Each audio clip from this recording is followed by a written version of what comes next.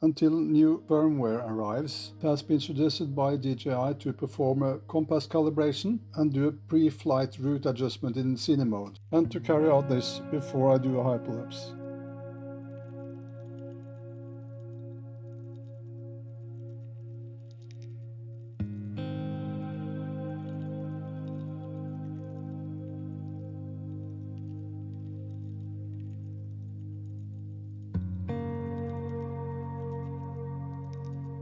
Just manually adjusting the flight route by gently pushing the control stick in Cine Mode before starting the hyperlapse. So I did.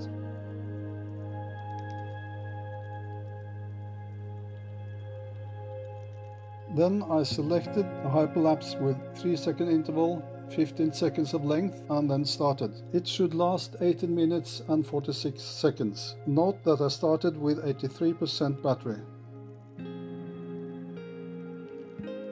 It really looks good and it's a calm day. In average during the flight it was 4.5 meters per second, flat all the time. It looked okay until it was approximately 5 minutes left. Then it started to shift to the left. I guess I have to wait for the firmware update for this to be working correctly again.